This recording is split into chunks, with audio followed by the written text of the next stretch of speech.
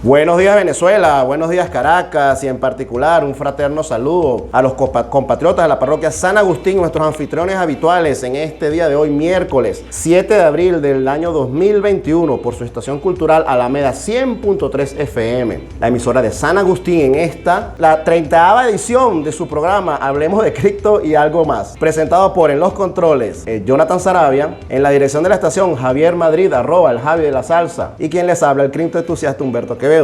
En nuestros contactos en Twitter, @radareconómico2, @hquevedo46, en cabina los teléfonos 0212-716-5934 para sus comentarios, sugerencias, preguntas. Y ahora también en YouTube a través de nuestro canal Hablemos de Criptos y algo más. Lo invitamos a suscribirse y a pulsar la campanita para activar las notificaciones. Y si está viendo el video, que por ahora solo lo puede ver en diferido, ponemos a su disposición algunos atajos que se pueden ver en la parte de abajo, en la descripción, y allí pueden avanzar en los tópicos que sean de más interés. Como siempre, comenzamos nuestro programa con una introducción que básicamente lo que trata siempre es de reforzar cuál es el objetivo de este programa, que no es más que la educación financiera, la introducción en la criptoeconomía. Siempre estamos machacando el tema que es muy importante para nosotros, ya que hemos visto por nuestra experiencia de vida que ambos aspectos, tanto la educación financiera y ahora la criptoeconomía, que es algo que está muy presente en la realidad de todas las naciones, normalmente no es algo que se enseña, se transmite, o la información de manera oficial llega a la población. Y es algo que es muy importante, ya que la carencia de esta educación financiera conlleva muchos problemas en la vida individual de cada una de las personas y de las familias en general. Con todo esto, nosotros quisiéramos contribuir a que en algún momento pudiéramos decir que estamos formando una nación de criptociudadanos. Criptociudadanos son aquellas personas que se apoderan del conocimiento de las criptos para precisamente mejorar en su calidad de vida, mejorar en su economía y como nación, como sociedad, avanzar en un mundo un poco más justo, pues tal vez. Y todo esto, por supuesto, se logra cuando se alcanza la plena libertad del ser humano. Libertad que empieza desde el punto de vista económico, ya que si el ser humano no tiene esa libertad en sus finanzas, muy poco probable va a tener libertad en todos los aspectos, ámbitos de su vida. Entonces, por eso creemos que es muy importante esta educación financiera, sobre todo para los más jóvenes, pero en general para toda la población. Es una tarea que hemos decidido asumir desde esta pequeña trinchera y que esperamos que eventualmente se multiplique y logre el efecto que nosotros aspiramos, ¿no? En el mundo de las criptomonedas, de la criptoeconomía, se derivan muchos otros aspectos, todos ellas derivados de la tecnología blockchain. Es una tecnología que nace,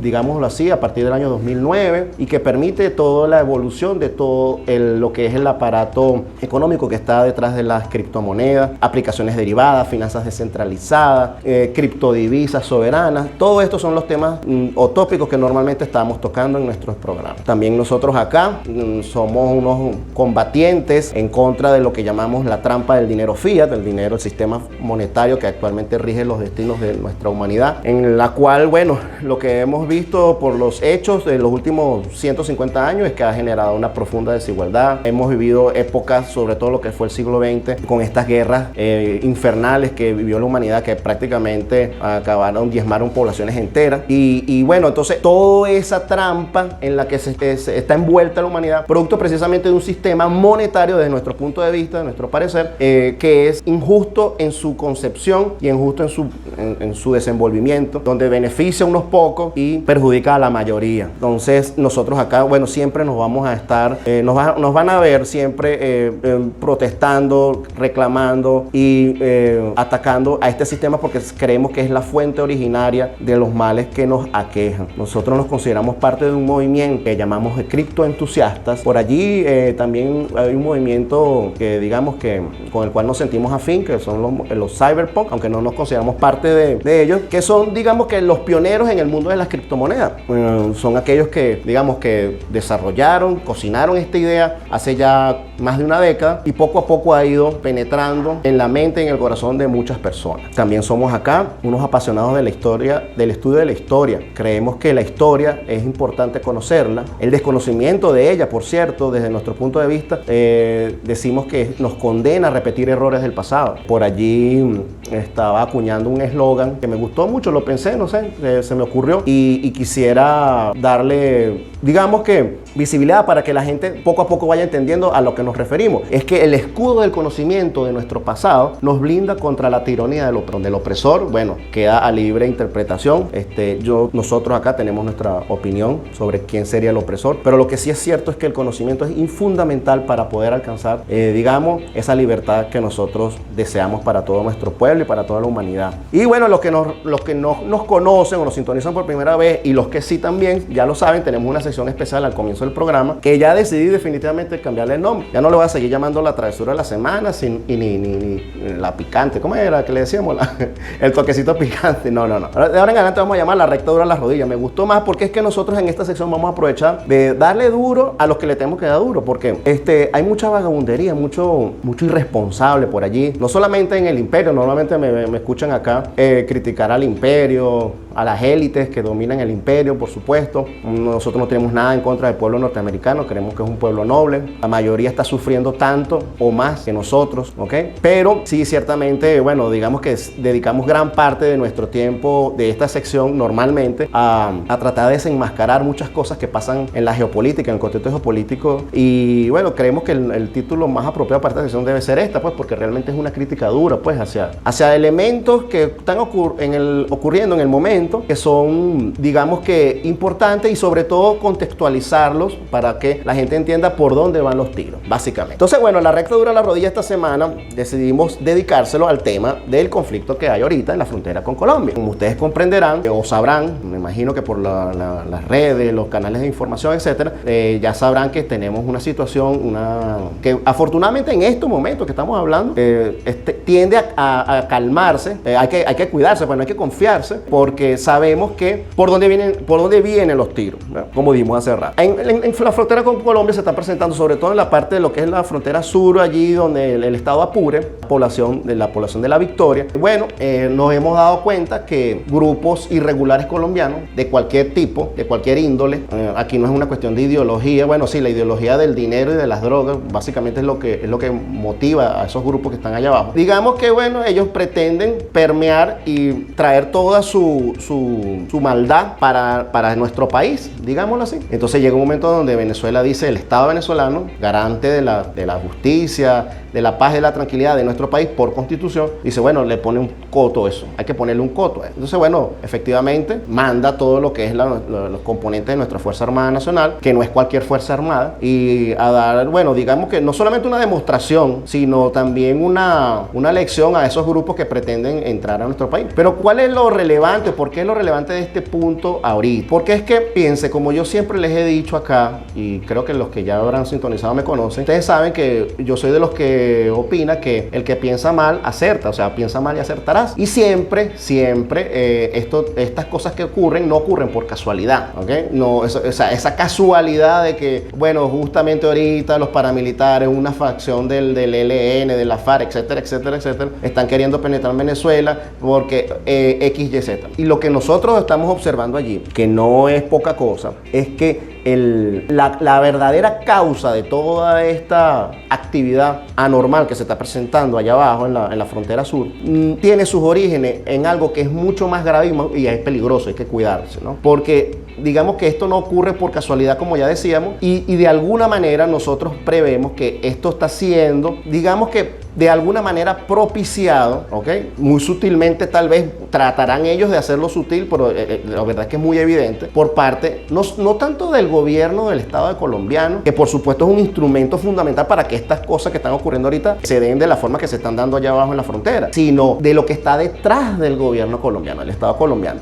Recuerden que el Estado colombiano, digámoslo así, desde el punto de vista político, está secuestrado. Ahí ellos perdieron todo tipo de soberanía política con los Estados Unidos hace muchísimas décadas. Y bueno, todo el tema del Plan Colombia, las no sé cuántas bases militares norteamericanas que están en Estados Unidos, que no han servido para nada de acuerdo al objetivo que se había dicho oficialmente, que era el objetivo de dichas bases militares en Colombia, que por cierto son ilegales porque la Constitución de Colombia no lo permite. Más ellos han buscado la vuelta para poder implantar allí todo este contingente militar extranjero en su suelo, ¿okay? Suelo bolivariano, por cierto, porque ese país lo liberó, lo creó, es una creación de nuestro libertador Simón Bolívar, venezolano. Y entonces, bueno, ellos tienen esa base allí para supuestamente combatir el narcotráfico y todo el tema del paramilitarismo en Colombia. Pero resulta que Colombia, en no sé cuántos años que tienen esas bases allí, lo que ha hecho es multiplicar la producción de cocaína, convirtiéndose en el principal productor de droga del mundo. Y Estados Unidos, que es el que supuestamente está allá abajo, y allá en Colombia, tratando de ayudar a que eso se disminuya, bueno, es el principal cliente de ellos. Entonces pareciera que, o sea, y cuando decimos piensa mal y acertará, aplica también acá. O sea, ellos, digamos, tienen a los Estados Unidos casi que cuidándole entonces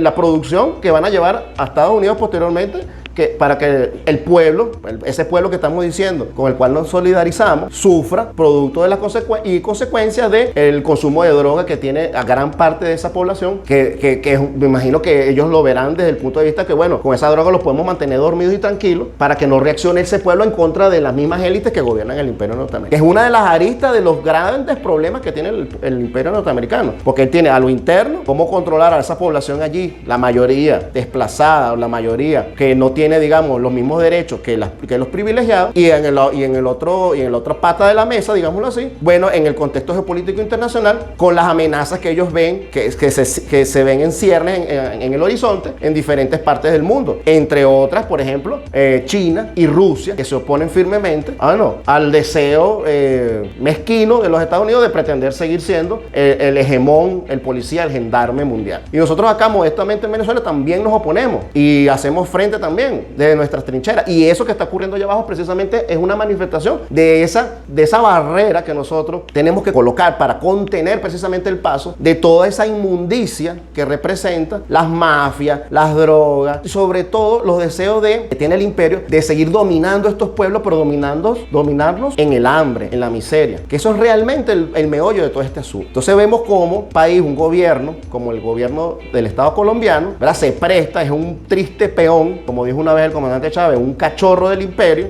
¿okay?, que se presta para dejar que estas cosas ocurran, de que estos grupos irregulares, ¿verdad?, pretendan entrar a soslayar nuestro territorio, y tenemos una Fuerza Armada digna, patriota, desde siempre, de 200 años de historia que tenemos republicana, ¿verdad?, y lo hemos demostrado en todas esas oportunidades que se ha dado la situación donde extranjeros pretenden venir a soslayar nuestro territorio, bueno, y le ponemos un coto a eso allí. Pero hay que tener cuidado porque estas acciones que ellos allí están permitiendo o promoviendo que ocurran, y fíjense que hablo de permitir o promover, y estoy casi seguro que son las dos cosas, ¿ok? Son simplemente jugadas en un tablero de ajedrez en donde se busca llegar a otra situación en donde probablemente se propicie una intervención más fuerte, ya ahora sí de repente, con cuestiones militares de fuerzas militares internacionales. Cuando decimos fuerzas militares internacionales, obviamente nos estamos refiriendo a Estados Unidos, porque es el único que se presta para este tipo de cosas. Bueno, y a uno que otro cachorro por allí, que es lo que se puede estar tratando de tejer para que entonces aquí en Venezuela se presente una situación tipo Siria, donde una parte del territorio sirio, bueno, fue invadido por los Estados Unidos, y allí lo que están es robándose el petróleo de Siria. Y 10 años después, a pesar de que la mayoría de lo que son los insurgentes en Siria han sido neutralizados, pero hay una parte que sigue bajo el control de Estados Unidos, y ellos simplemente no se salen de allí, y lo que están haciendo es sacando el petróleo de Siria y robándose. Entonces, al final de cuentas, de eso es lo que se trata todo esto, queridos compatriotas, y por eso es que tenemos que estar alerta, tenemos que denunciarlo, tenemos que estudiar todas estas cosas, y sobre todo hacer un frente común, porque aquí no vale que si revolucionario o de oposición, etc. Somos venezolanos, los venezolanos que de verdad amamos el país, y más allá de las diferencias que podamos tener desde el punto de vista político, que todos las tenemos que tener, eso es normal en democracia, pero cuando se refiere a nuestra casa, a nuestro territorio, a nuestra nación, nosotros tenemos que ser un frente común. Sí sabemos que hay unos supuestos venezolanos que dicen llamarse venezolanos, que nacieron aquí, que se prestan para estas cosas, para este juego sucio, ¿ok? Bueno, pero esos malnacidos ni siquiera los llamemos venezolanos. O sea, nacieron aquí y punto. Pero los venezolanos de verdad, de corazón, tenemos que ponernos firmes, darle el apoyo al Estado en el momento que así lo requiere y sobre todo, bueno, desde nuestras trincheras, porque cada quien en su trinchera, pues nosotros aquí desde los medios de comunicación alertando para que la gente sepa qué es lo que está pasando. Aquí el juego es un juego geopolítico de gran envergadura que involucra a Venezuela, porque Venezuela obviamente forma parte del contexto geopolítico internacional. Bueno, hasta aquí quedó la rectadura a las rodillas. Ahora vamos a pasar ya, creo que me dan unos minutos antes del primer corte, vamos a empezar ya con el tema del día y nuestro invitado del día de hoy, que es un repitiente. Tengo el honor de tener nuevamente acá en cabina al doctor Víctor Teotisto, un doctor en las ciencias computacionales, egresado de la Universidad Simón Bolívar y bueno, una serie de posgrados en distintas universidades del mundo. Bueno, toda una eminencia el doctor Víctor Teotisto, catedrático y además es, digamos que miembro del equipo original que desarrolló el proyecto Petro en Venezuela. Dio muchos aportes allí en su momento y bueno, digamos que es una persona que sabe mucho de la materia, no solamente de la parte de computación, sino también de la parte de economía.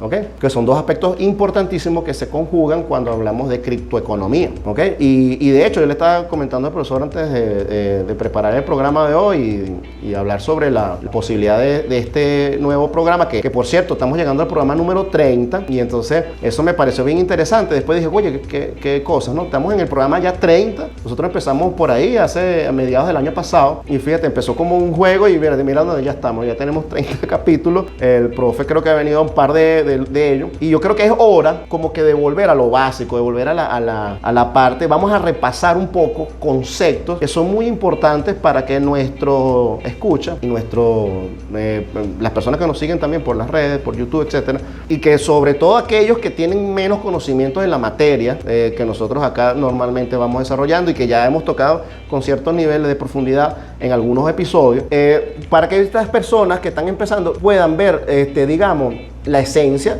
para entender más adelante las cosas más profundas que tienen que ver con la criptoeconomía. Y quería empezar, profe, primero dándole las gracias, la bienvenida y que escuchar sus palabras iniciales, pero para que hablemos un poco de lo que es el concepto del dinero, porque por allí mucha gente, digamos, cuando se desarrolla y vive en una sociedad, en una comunidad, hay ciertos conceptos que prácticamente son naturales a nosotros, pues porque, el carro, nosotros sabemos que el carro se mueve y es un medio de transporte y sabemos hay muchas cosas que la damos por sentada, pero que realmente a veces no nos detenemos a pensar en lo básico. Bueno, ¿por qué ocurre esta cosa? ¿Por qué nosotros esto lo llamamos así? ¿Cuál es el objetivo de esto que tenemos en la mano? Y una vez que entendemos eso básico, podemos avanzar y entonces entender otras cosas más profundas, tal vez como el concepto de la criptoeconomía y por qué es necesario en una situación planeta como la que estamos viviendo actualmente. Entonces, bueno, profe, ¿cómo está usted? Buenos días. Buenos días, Humberto. Una vez más, muchas gracias por haberme invitado a tu programa. Encantado de estar aquí de nuevo. Sí es algo importante para todos nosotros en este momento estar pendiente de la economía, dada la situación en que estamos en el país, por supuesto, de agresión externa, pero sobre todo sabiendo cómo se está moviendo ese entorno, ese ecosistema que ha surgido desde 2008, quizás un poquito antes de 2008, con 1990, con la idea del dinero efectivo digital y que está creando una verdadera conmoción en el mundo en este momento. O sea, tú estás hablando en tu primer segmento sobre el ambiente local en Venezuela con la agresión externa desde Colombia, pero también estamos viendo que hay desde el exterior hay una serie de movimientos geopolíticos y movimientos de posibles enfrentamientos entre las grandes potencias que tienen mucho que ver, sobre todo con quién va a ser la próxima potencia dominante en el área económica. Que en realidad siempre la potencia dominante siempre ha sido dominante en el área económica, o sea que en realidad es así como... Tú dominas militarmente y económicamente. Yo siempre decía que el dominio de Estados Unidos se basaba en dos patas. Una era el poder militar y otra era el poder económico, el dólar. Y entonces ellos se retroalimentaban, ¿no? O se retroalimentan todavía. Lo que pasa es que no le está funcionando mucho la ecuación porque primero, sí, es verdad, tienen todo el poder económico del dólar que sustenta la maquinaria bélica, pero esa maquinaria bélica, fíjese, ellos gastan en defensa 3.000 veces más que todo lo demás juntos, pero resulta que China y Rusia, usando eficientemente los recursos, han desarrollado armamento, nada más hablando desde el punto de vista armamentístico, que es superior al de los Estados Unidos. Ahí tienen esos 7 portaaviones que no les sirven para nada a la hora de un conflicto convencional entre Estados Unidos, Rusia y China, por ejemplo. Nada más un ejemplo. Y eso sin contar que, bueno, que para eso, para poder mantener esos portaaviones, cada portaaviones de esos, no sé cuántos miles de millones de dólares cuesta, y diariamente cuesta no sé cuántos millones de dólares tenerlos ahí flotando. Resulta que tampoco tienen la capacidad actualmente, con la tecnología actual, de poder neutralizar, digamos, las fuerzas militares de un país como China o de Rusia, ¿no? Con los avances tecnológicos que han tenido, con el desarrollo, por ejemplo, de los misiles hipersónicos, toda esa cuestión que tienen, que han desarrollado los países, las otras grandes potencias que son Rusia y China, por ejemplo, ¿no? Disculpe, profe, que usted está hablando. No, está bien.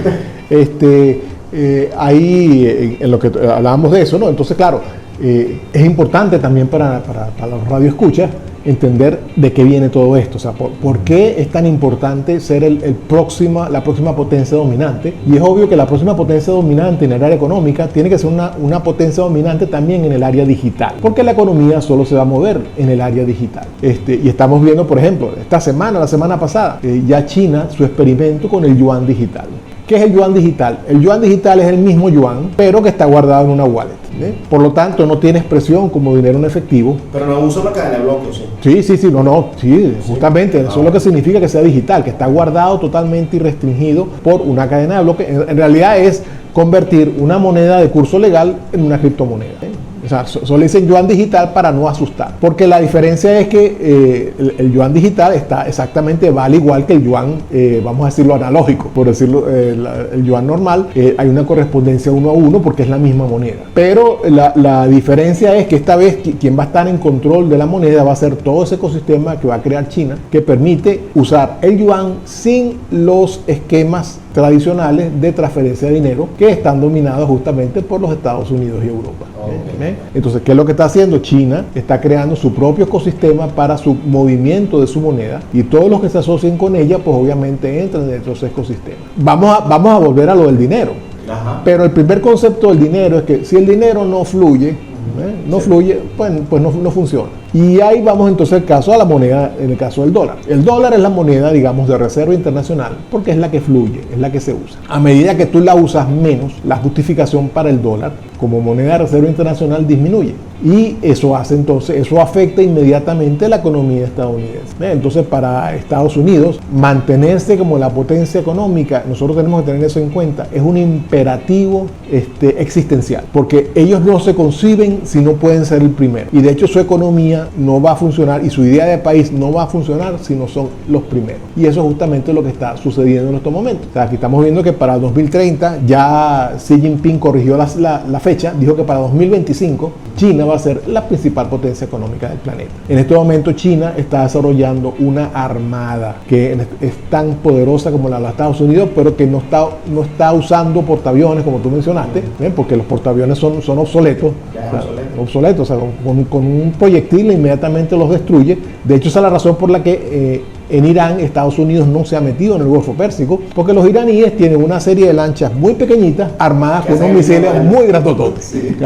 Y entonces por eso que no lo... No, además que tiene toda la costa, tengo entendido que tiene toda la costa llena de misiles bajo tierra, que no se sabe ni siquiera dónde están, y bueno, que son capaces de destruir no solamente al arma de Estados Unidos, al propio... Entonces es interesante porque estamos volviendo a lo que era la dominancia del siglo XIX, que las rutas de tránsito, son marítimas, terrestres y aéreas, pero en este momento el transporte aéreo es muy caro, o sea que tú nada más no puedes pensar en que vas a establecer una vía aérea de conexión, sino en caso de emergencia. Pero China está desarrollando con el cinturón y la ruta de la seda, está desarrollando una vía férrea que va desde Asia hasta Europa, y una vía marítima que va desde Asia hasta África. Y pasa por el Golfo Pérsico y pasa por todo eso.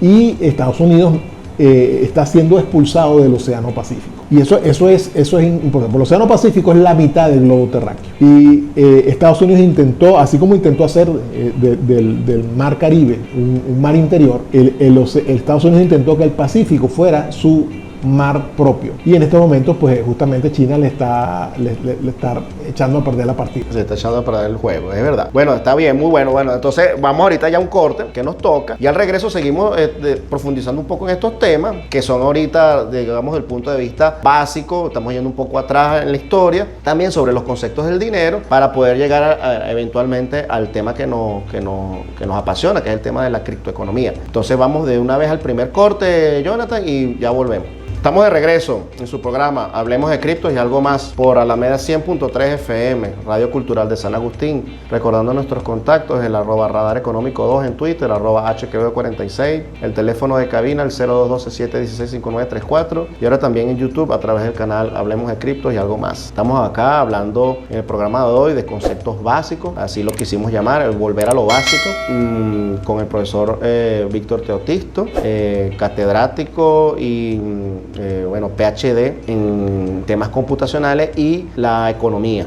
¿Okay? En cuanto a lo que estábamos hablando en la primera parte del programa, que es los conceptos básicos del dinero, básicamente, que era lo que queríamos resaltar, que es importante conocerlo, ya que muchas veces nosotros hay conceptos en la vida que manejamos en el día a día y no nos detenemos a pensar, pero ¿cuál es el origen de todo esto? ¿Por qué la necesidad? ¿Cómo surgió esto? ¿Y por qué esto ahora representa un problema para mí o una ventaja? Sí, dependiendo del caso, ¿no? En el caso del dinero, nosotros quisimos, dedicarle un poco a este tema, ya que es algo que definitivamente es muy importante para las personas.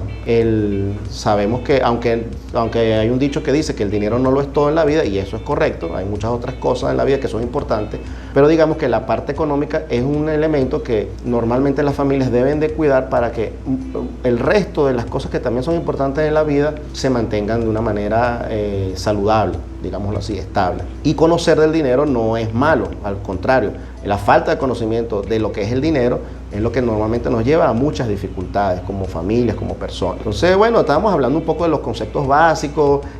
Para nosotros el dinero,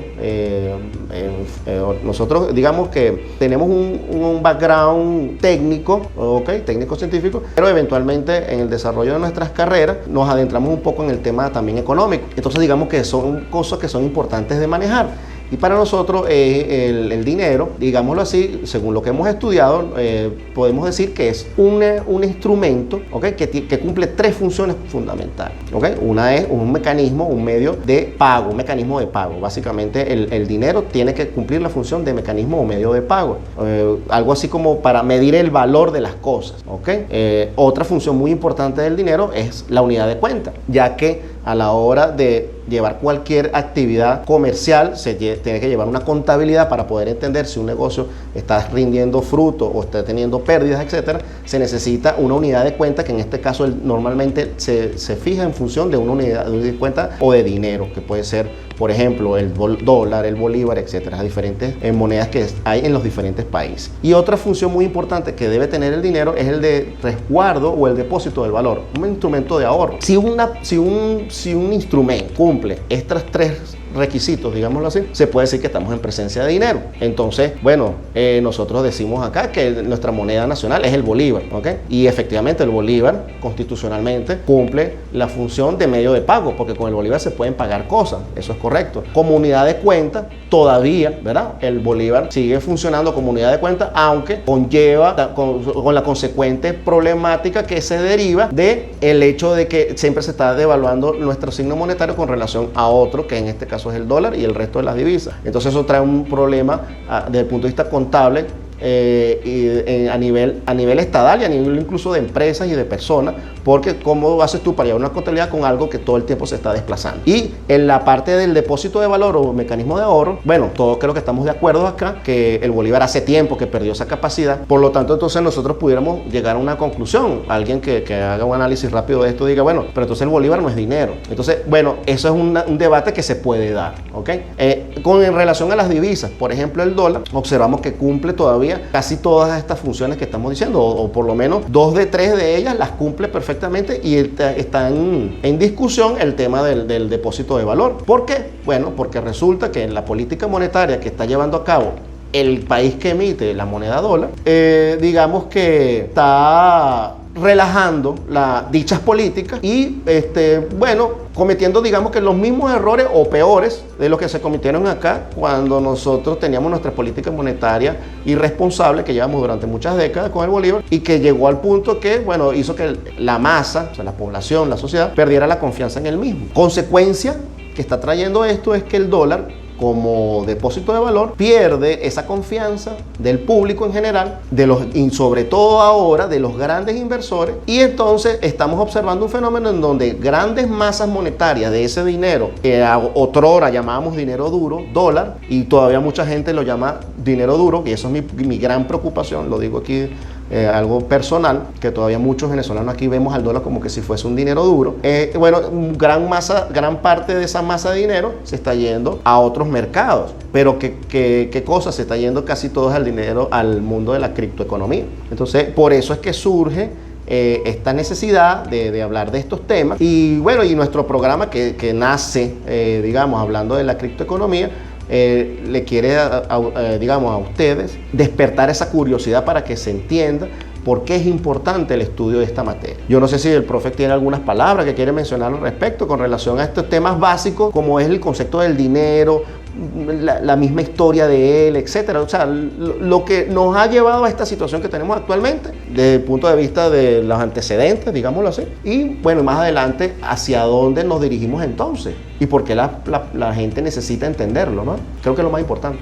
Fíjate, con respecto al dinero, es justamente surge esa necesidad en algún momento de encontrar. Fue primero, aunque es una contradicción, hay como una pelea entre los distintos personas, sobre todo esto, llamaríamos arqueólogos monetarios, que estudian la economía, sobre qué fue primero, si fue el concepto del dinero como medio de intercambio o el concepto del dinero como reserva de valor. Generalmente se dice no, porque la gente usaba metales preciosos. Sí, pero los metales preciosos son recientes. Sobre todo el principal metal precioso, el oro y la plata, requieren de un proceso de refinación y de unas temperaturas altas que no estaban en disposición, por ejemplo, en lo que era la edad de bronce, ¿no? La edad de bronce, exacto, una cosa así. Piedra tampoco. En la edad de piedra mucho menos, pero incluso en la edad de bronce, que te permitía hacer combinación de estaño y cobre, ¿okay? Requería unas temperaturas que se pueden alcanzar con una fogata, por decirlo así. Pero para tú poder hacer refinación de metales, traer el oro, convertirlo en lingotes y que podías conseguir las pepitas de oro y golpearlas a martillazos. Sí. Sí, de hecho las monedas muy antiguas, de la antigua Grecia y Persia, por ejemplo, eran deformes.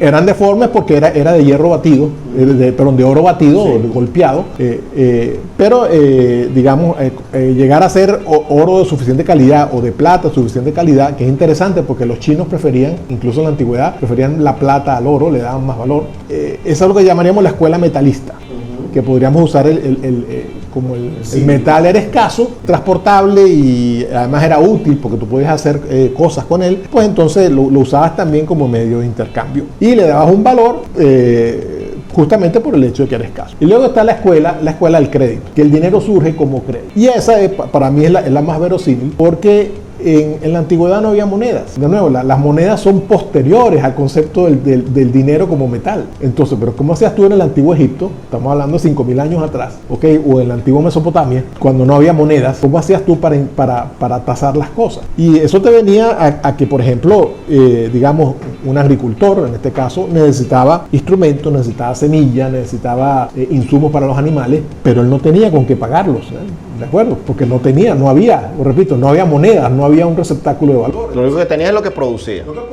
Y lo que producía generalmente era posterior, es decir, yo necesito comprar semilla, pero para comprar semilla tengo que tener cosecha de algo para haber entregado a cambio. Entonces, lo que había ahí era que había, no vamos a decirlo prestamistas, pero siempre ha habido mayoristas, por decirlo así, que te daban crédito. Es decir, perfecto, yo creo este sistema de crédito donde tengo gente que me fabrica arados, tengo gente que vende caballos, tengo gente que vende camellos, gente que vende burros, tengo gente que vende semillas, ¿ok?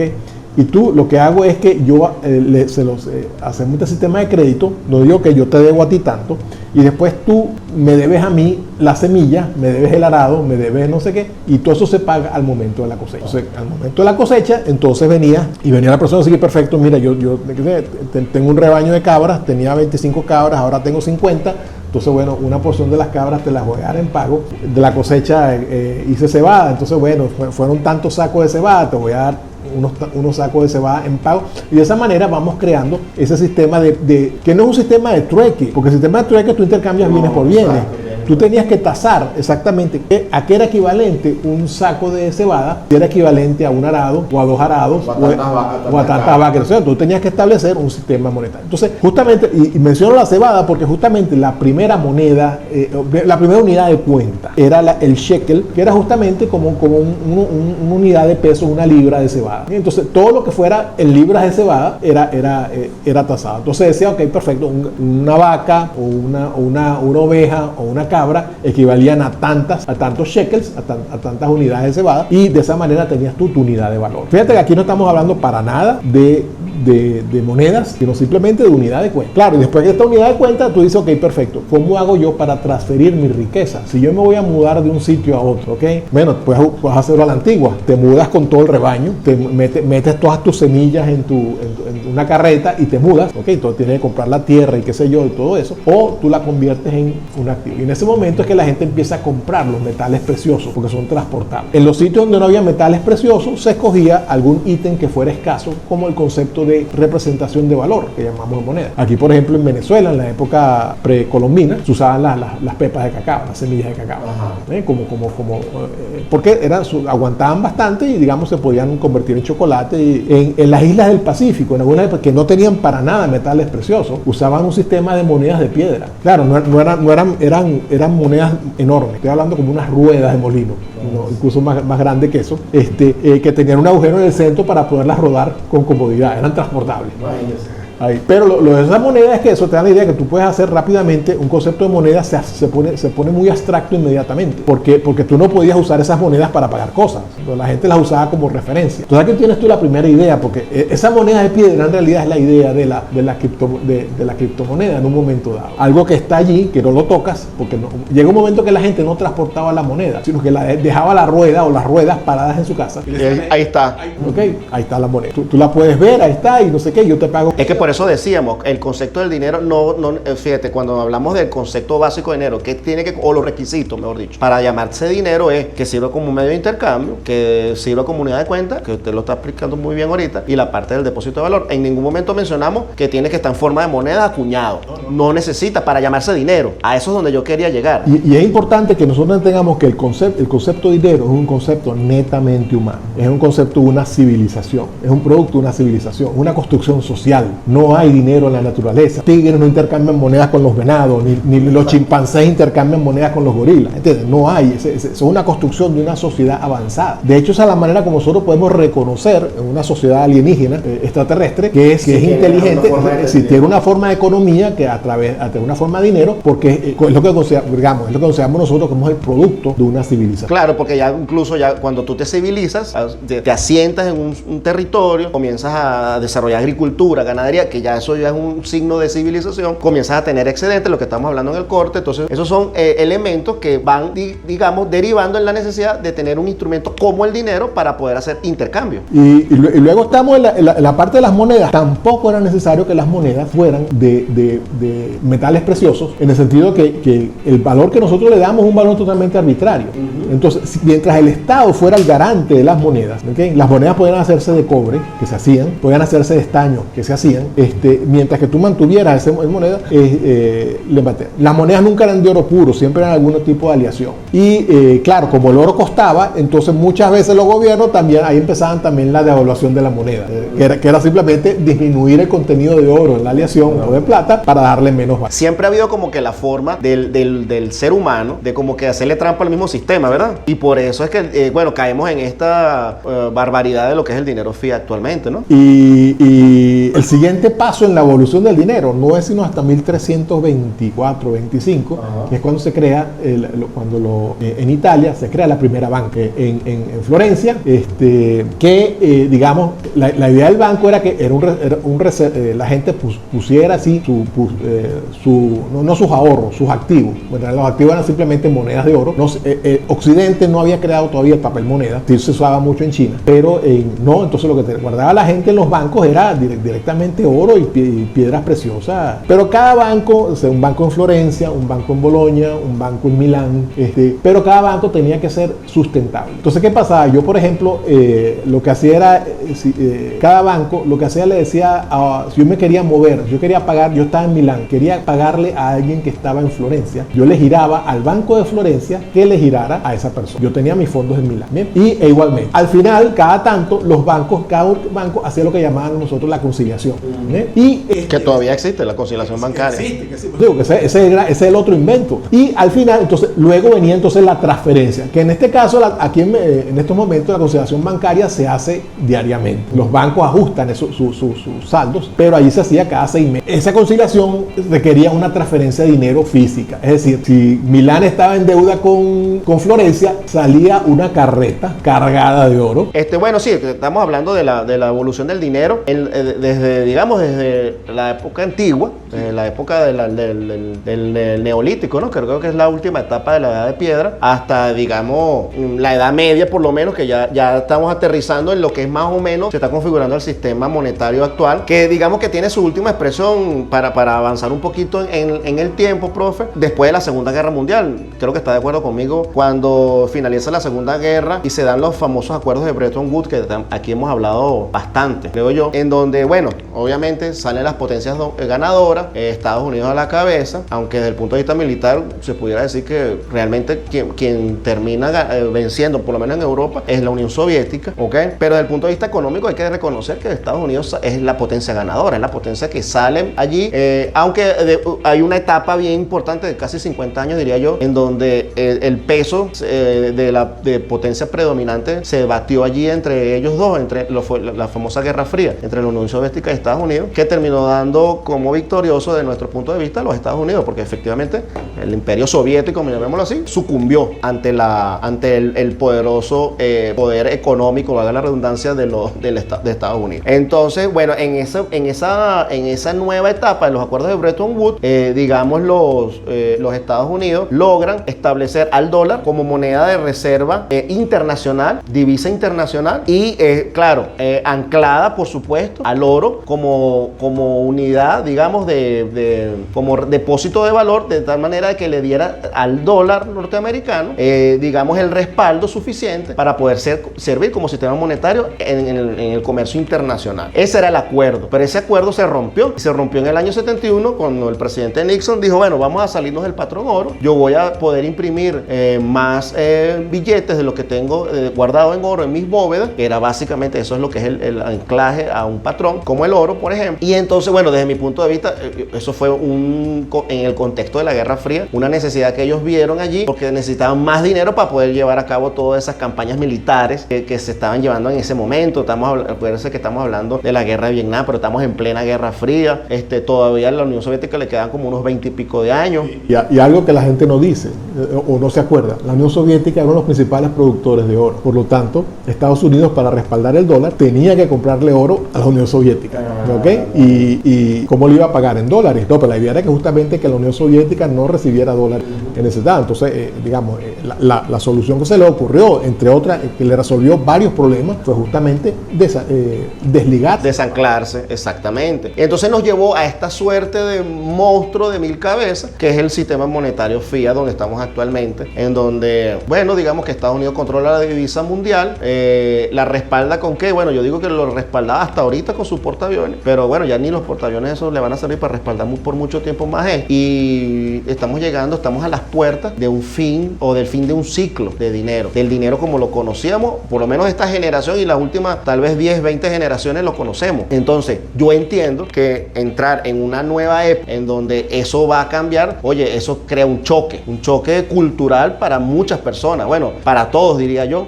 Claro, hay algunos que de repente visualizamos esto hace algún tiempo y empezamos o sea, tomamos conciencia y empezamos a estudiar la materia. Y queremos prepararnos para que cuando ocurra este evento, o si ya el evento está ocurriendo, lo que queremos es, tratar de estar mejor posicionado. No sé cuál es su opinión al respecto, doctor. Mira, cuando hablábamos de la historia del dinero, digamos, el hito, hay dos ritos recientes, digamos, el de los años 80, 90, que fue cuando David Shaw inventa el eCash, que digamos es como el precursor de lo que serían las monedas digitales. Pero era solamente porque él estaba buscando una manera de que tú pudieras gastar dinero anónimamente de forma electrónica. Porque cuando tú usas tu tarjeta de crédito, cuando tú usas tu tarjeta de débito, cuando tú escribes un cheque, todo eso entra en una digitalización y tú entras en alguna base de datos. Y entonces un estado o varios estados o compañías pueden hacer una traza de toda tu historia de gastos, saber exactamente. Eso es muy importante obviamente para la parte de recaudación de impuestos, pero desde el punto de vista del ciudadano, sentir que todo el tiempo le están monitoreando sus gastos, digamos, es como un atentado a la, ¿cómo se dice?, a la individualidad, a la libertad, de todo eso, desde el punto de vista de libertad. La privacidad. Pues. De la privacidad. Derecho a la privacidad. El derecho a la privacidad. Claro, como digo, también está el asunto del delito, o sea, digamos, hay que balancear las dos cosas. Pero, por ejemplo, cuando tú pagas algo en efectivo, ¿ok? Sobre todo cuando lo haces en la calle, pues no en los supermercados y no en las tiendas, porque siempre ahorita te están pidiendo la cédula, que para mí es un atentado a la privacidad. Pero supuestamente la idea del dinero efectivo era justamente fuera dinero anónimo, que tú pudieras hacer gastos de manera anónima. La gente no tiene por qué saber que tú compras chupetas todos los días, te consumes 5 chupetas al día y entonces una cosa así. Igual con los cigarros, que en un tiempo también exigían que fuera solamente en efectivo, no se podían pagar en digital, etcétera. Los vicios, por decirlo así. Pero, digamos, eso llega y entonces llega al concepto de la criptomoneda, la invención en 2008, con la invención de la blockchain ya se conocía, digamos, era un mecanismo bastante sencillo de seguridad, pero asociarlo con una moneda cifrada de manera que el código fuera a su vez lo que llamas tu wallet, en realidad guarda la información de cuánto dinero tienes tú allí guardado. Y entonces que tú pudieras tener 1, 10, 20 distintas direcciones electrónicas donde hubiera cualquier cantidad de fondos y que solamente la información es conocida, como en el caso del Bitcoin, pero no pública. Es decir, se sabe que hay alguien que tiene 15 Bitcoins, pero nadie sabe que es Humberto Quevedo, que es que tiene los 15 Bitcoins. Exacto, lo que tiene es un código allí que, bueno, es el número de una billetera y punto. Entonces, digamos, tú puedes seguir las transacciones, o sea, hay control de las transacciones, pero lo que no hay es, hasta cierto punto, conocimiento de quién está haciendo las transacciones. Hay transparencia de las transacciones, se puede ver que eso es una de las grandes virtudes que tiene la cadena de bloques, que aparte que es inmutable, que es todos estos elementos que estamos mencionando, la inmutabilidad, la transparencia, o sea, la auditabilidad de la data dentro de una cadena de bloques, que ahorita cuando regresemos hablamos un poquito de la cadena de bloques para darle a la gente la idea, o repasar, mejor dicho, porque ya mucha gente seguramente ha escuchado estos términos, por qué el concepto de cadena de bloques le brinda al sistema criptomoneda las características que tiene el dinero, que dijimos inicialmente, que son las 3 características fundamentales que le permiten a algo ser dinero sin necesidad de ser algo físico como tal, que era lo que te decía, ¿verdad? Entonces, pero vamos ahorita a un corte y al regreso seguimos hablando de lo que es la blockchain y otros elementos allí del dinero digital. Estamos de regreso en su programa Hablemos de Cripto y algo más por Alameda 100.3 FM, Radio Cultural de San Agustín, recordando nuestros contactos en Twitter, @Radar Económico 2, el @HQuevedo46, el teléfono de cabina 0212-716-5934 y ahora también en YouTube, en nuestro canal Hablemos de Cripto y algo más. Estamos, bueno, en esta tercera parte del programa, estamos hablando de conceptos básicos que tienen que ver con el dinero y cómo eso nos lleva a todo el tema de la criptoeconomía, de las criptomonedas. Y ya estamos hablando del tema de la blockchain como el libro de contabilidad distribuida, que básicamente también, así me gusta llamarlo a mí, a la blockchain, una forma de estructurar datos también. Le da todas esas características al Bitcoin y a cualquier criptomoneda para poder ser catalogada como dinero.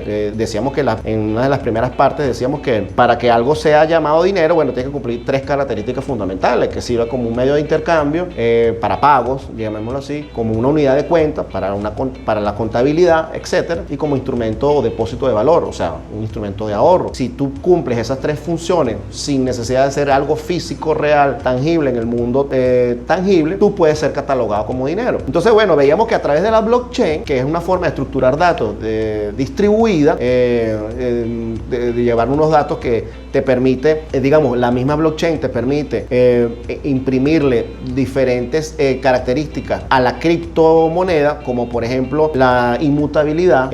Los datos que están en la blockchain son auditables, son transparentes. El mismo, dependiendo cómo tú desarrolles tu proyecto, la escasez que el mismo proyecto se defina cuando nace el proyecto. Por ejemplo, en el caso del Bitcoin, hay una escasez ya fija, predeterminada en 21 millones de monedas.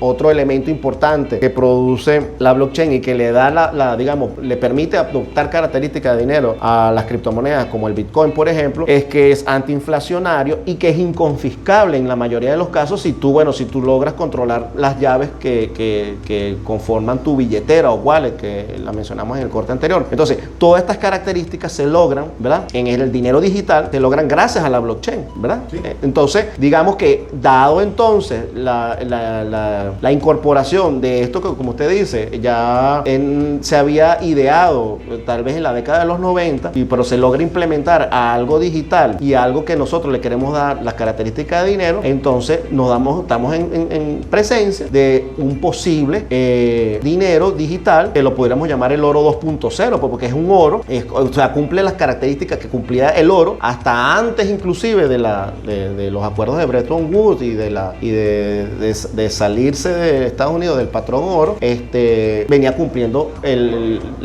con el oro, pues, que se cumplía con el oro. Ahora se puede hacer de forma digital, de una forma incluso más eficiente tal vez, porque ahora la criptomoneda tú la puedes llevar para cualquier lado sin necesidad de llevarla realmente.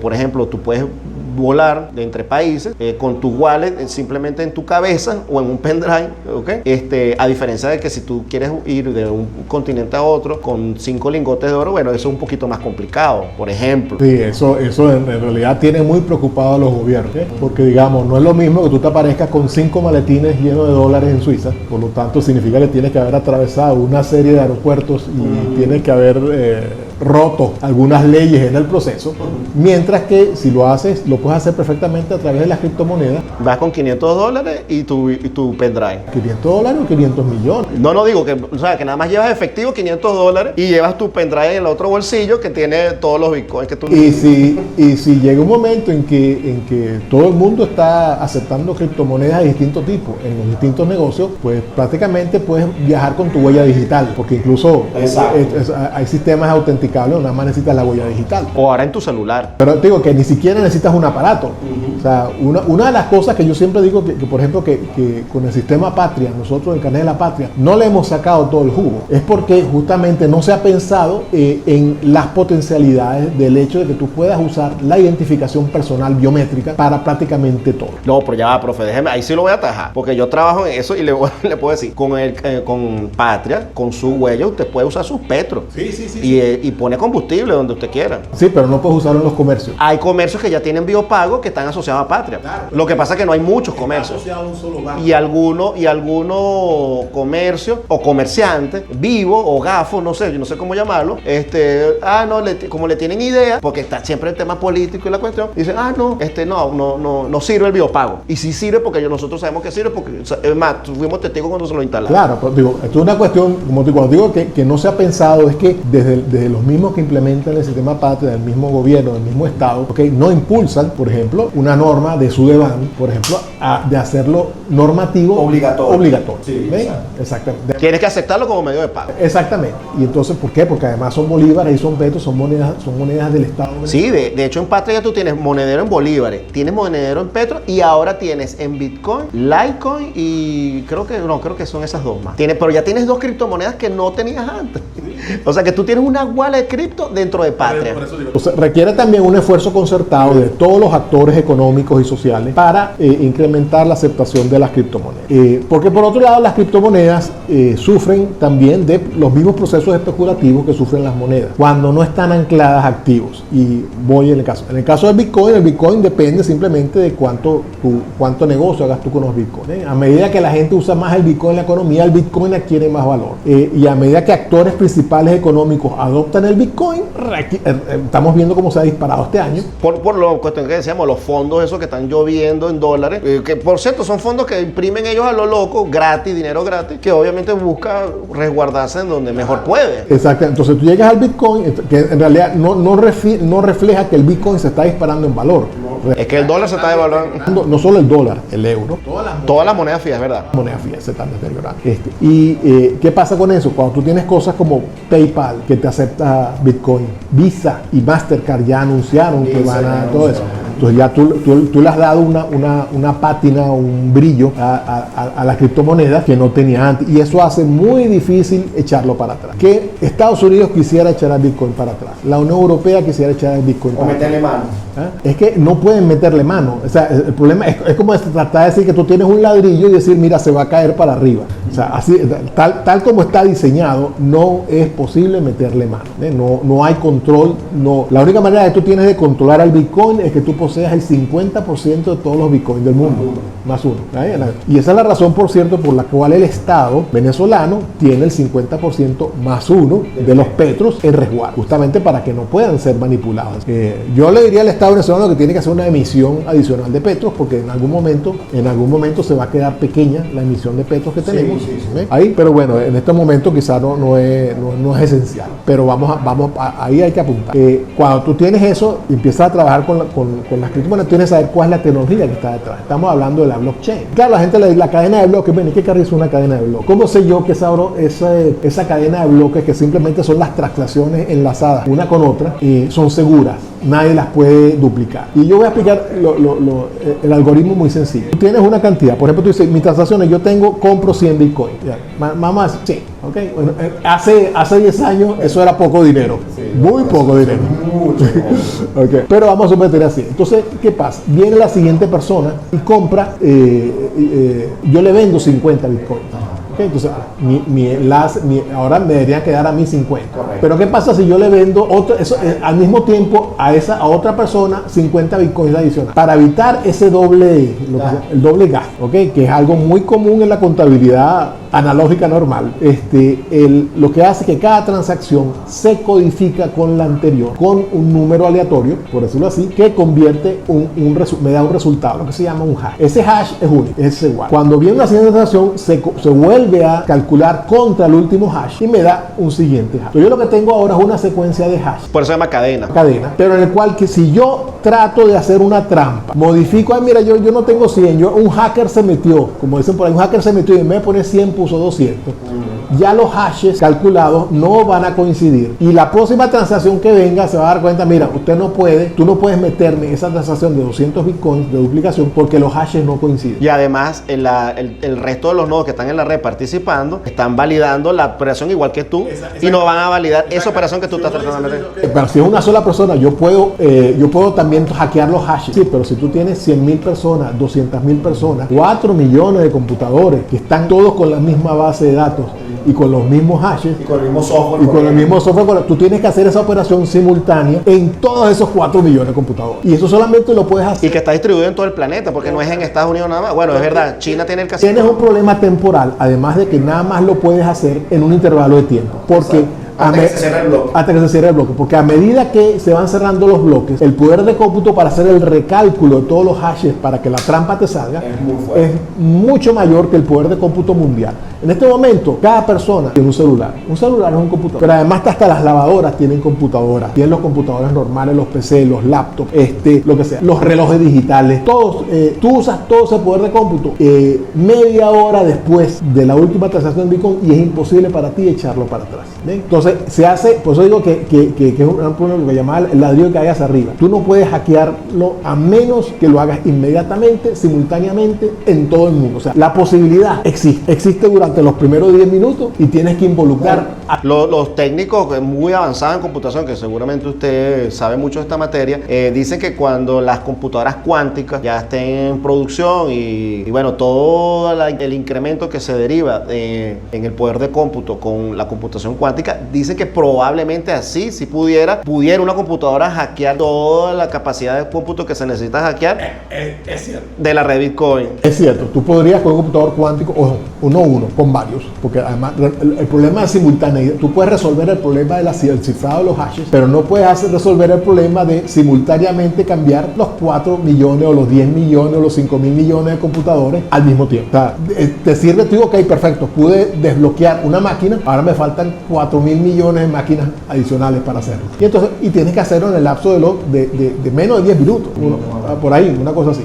Entonces, por eso digo que es bastante seguro. Pero es que además, ojo, así, el cifrado digital, un computador cuántico lo puede romper, pero si tú haces, así como hay cifrado analógico y digital, hay cifrado cuántico, se está trabajando en eso. Si tú tienes ahora un cifrado cuántico no puede ser roto por un computador cuántico. Entonces tú lo que haces es que te inventas una cadena de bloques que usa cifrado cuántico y de esa manera vuelves de nuevo al estado en que nadie te puede... Por cierto, el Petro tiene, bueno, usted sabe de eso, me imagino, el encriptado de Petro tiene 11 algoritmos diferentes. Entre esos el más poderoso, el SH256, si no me equivoco, que usa no sé cuántas capas de cifrado. O sea, que no es que es un cifrado solamente, son varias decenas de cifrados que hay que lograr descubrir o desencriptar para poder, primero que nada, robarte la data, digámoslo así. Y después, más allá de eso, bueno, cambiarle el resultado del cálculo en cada uno de los nodos que están participando en esa red. Entonces, nadie está trabajando en eso. Nadie está trabajando en romper el cifrado de las cadenas de bloques. Yo creo que están buscando más de ver cómo se arriman.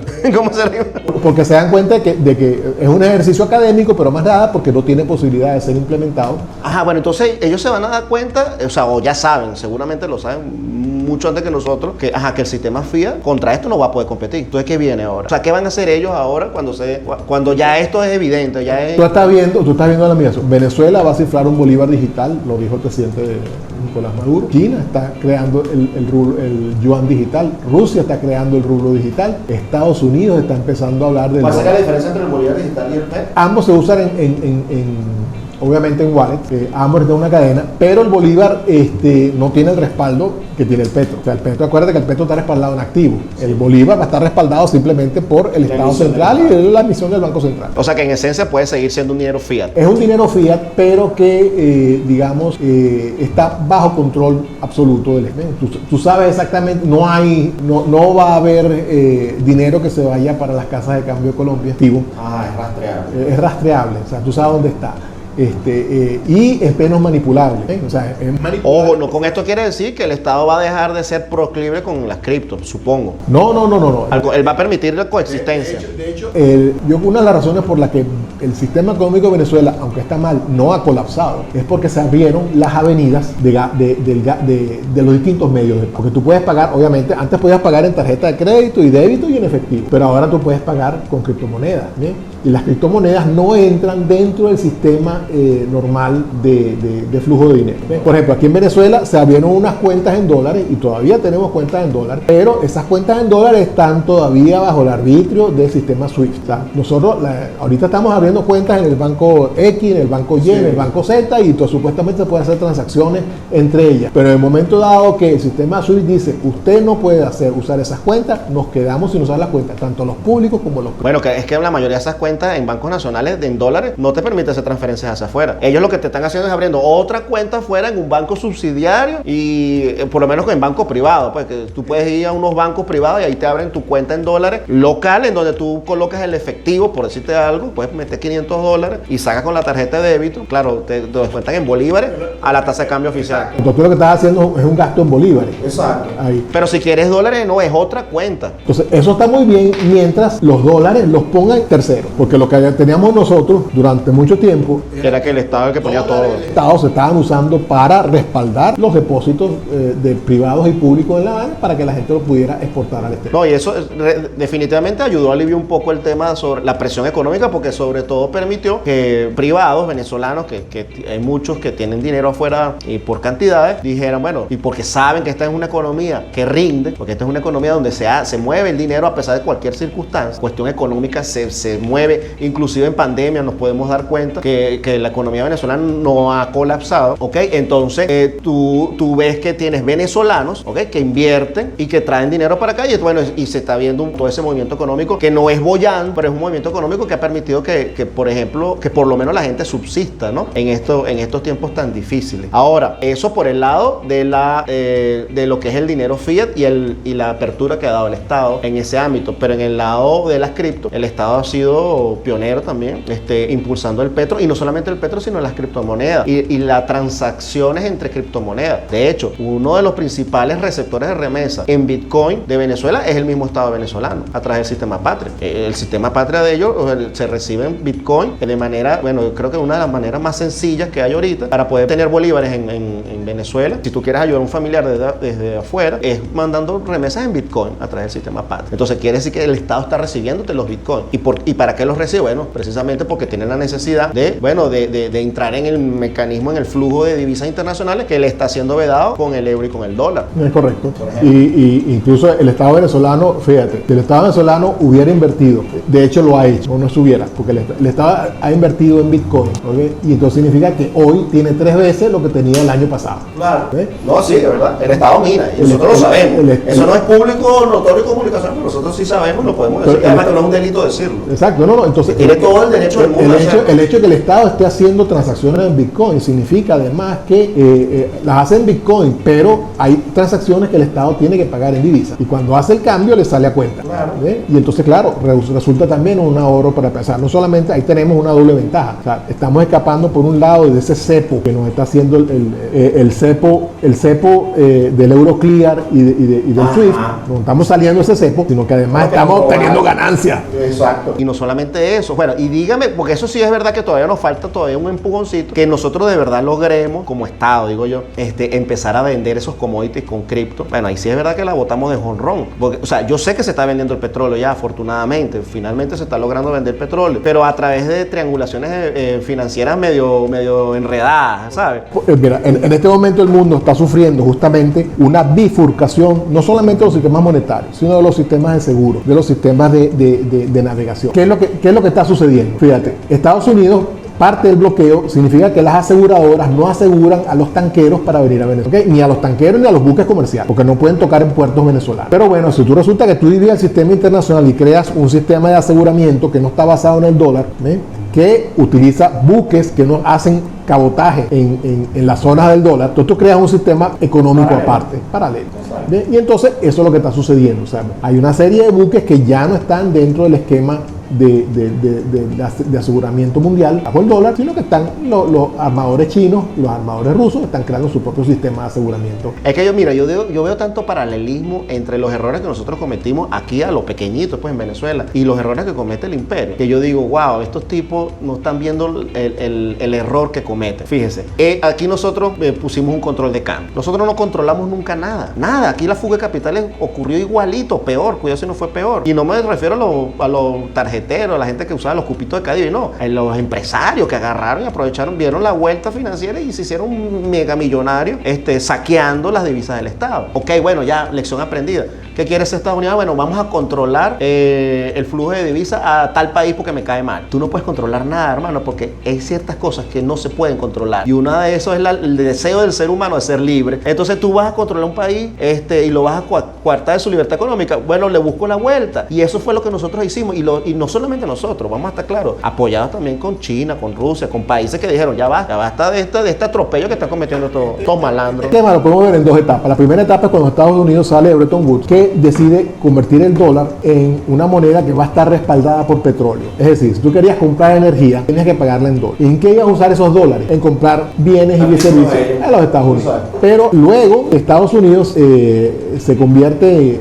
con la presidencia Reagan y después con los que vinieron después, decidieron que, bueno, en realidad nosotros vamos a tratar de extraer de la economía estadounidense todo lo que podamos, pagando peores sueldos. La financiarización de la economía griega. Entonces, ¿qué es lo que hacen? Ellos lo que hicieron fue desindustrializar. Exacto, para mudar todo el aparato productivo a China.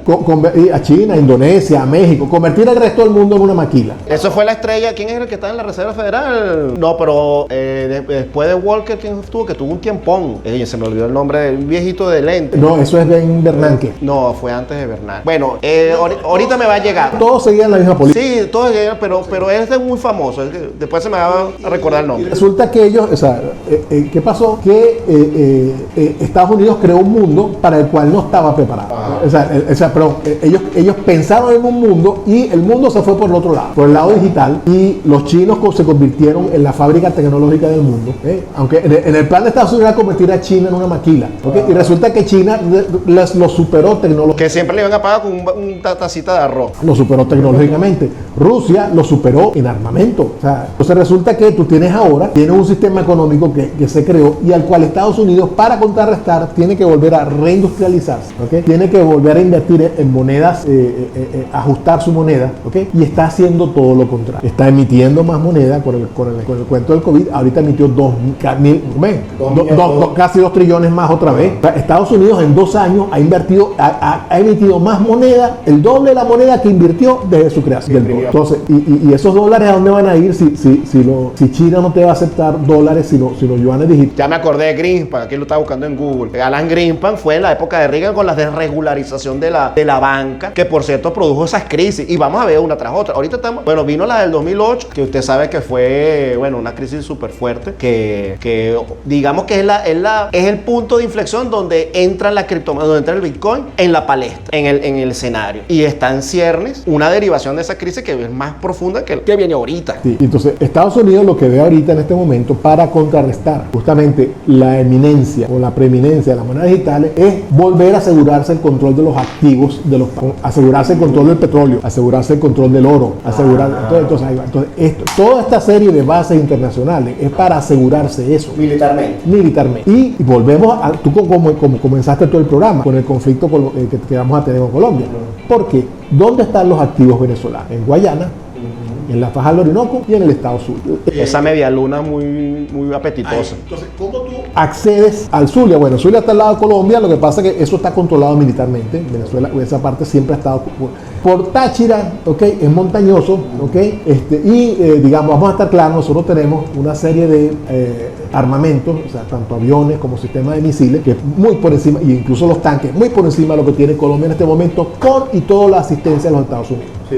Pero, ¿qué es lo que pasa? Bueno, tú tienes que los llanos de Casanare y el estado Apure, eso es una sola planicie. Un solo territorio. Entonces, ese es el sitio por donde tú puedes penetrar. Entonces, ¿cuál es la estrategia? La estrategia siria, crear un enclave. Crear un enclave en el estado Apure. ¿Por qué? Porque en el estado Apure tú puedes acceder directamente a Guayana y puedes acceder directamente a la faja del Orinoco. Es correcto. Entonces, por eso es importante esa cabeza de playa en el Apure. Y por eso que los militares venezolanos, que no son tontos, que dicen, mira, nosotros justamente lo que tenemos que hacer es... Y estamos seguros que el Estado está claro en esto, pero mucho más claro que nosotros. Claro, que la importancia es estratégica porque el Estado Apure te permite acceder prácticamente a través de la llanura, hasta Oriente, y llegar hasta Guárico. Correcto, a Guárico.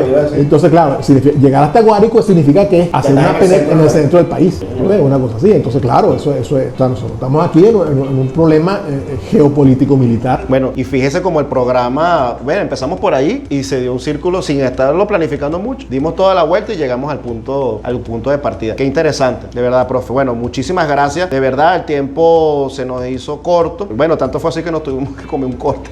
Uno de los cortes, pero no importa. Bueno, a mí me gustó mucho la temática porque realmente es apasionante y es importante que la gente entienda el contexto, el suelo que estamos pisando, porque es importante, porque aquí siempre hablamos de cripto, unos días hablamos de minería, otros días hablamos de trading y que otro día de comercio digital, de economía digital, y no, la gente a lo mejor dirá, pero ¿para qué? ¿Y con qué se come eso? ¿Y por qué yo no sigo con lo que tengo? No, lo que pasa, mi estimado, es que no es que ¿por qué no sigo con lo que tengo? Porque eso no me gusta, ya yo estoy muy viejo para aprender. Es que tenemos que aprender, o sea, porque si no nos deja el autobús y nos podemos pasar muy mal. Bueno, y yo hemos visto, somos testigos de que mucha gente la está pasando mal, en parte porque no ha entendido que hay que hacer un switcheo mental también, y hay una nueva realidad, unos nuevos paradigmas, y hay otros dogmas ahora, ya no van a ser los mismos dogmas, que hay que irlos atendiendo, porque si no, bueno, como ya dije, nos deja atrás el autobús. Entonces, bueno, profe, no sé si quiere para finalizar unas palabras allí de despedida. Pues estamos sobre la hora, por ahí viene ahorita el otro programa a las 10 de la hora de la CUPAS, pero bueno, me gustaría unas últimas palabras suyas de despedida, por favor. Sí, mira, la economía de las criptos va a seguir permeando dentro del esquema del venezolano. Debe permear mucho más. Uno debe exigirle al Estado que las transacciones en petro deban hacerse en todos los niveles de Estado. Claro, al nivel de tasas, porque todavía hay problemas en algunos sitios para usar, por ejemplo, el petro. ¿Okay? Ni siquiera las otras criptomonedas. La criptomoneda del Estado, ¿okay? No es usable en todo el país. Y entonces, claro, eso estamos como que esperando a que la gente, los comerciantes y los productores de bienes y servicios de alguna manera vean las ventajas del petro. No, solito no. Eso hay que hacerlo mediante estimularlo a través de ordenanzas, a través de reglamentos y a través de... No, digo, el privado mediante estímulo, y yo digo el Estado mismo, sus funcionarios, aquí se lo hemos dicho, o sea, y fuerte, o sea, tienen que ponerse serios a recibir el petro. Claro, pero sí, entonces una de las cosas que la Asamblea Nacional ahorita va a atajar es la reforma del Código de Comercio, fue lo que dijeron. Pero yo espero ver en esa reforma del Código de Comercio, un espacio para las criptomonedas y para los espacios de pago de ley. Hay un par de criptodiputados ahí, entonces sería bueno que trabajen en ese sentido. Bueno, profe, muchísimas gracias. Vamos a despedirnos ya para que nuestros compañeros entren a su programa. Y bueno, antes de despedirnos, lo invitamos a la próxima semana para una nueva emisión de su programa Hablemos de Cripto y algo más. Los amigos de YouTube, hasta luego.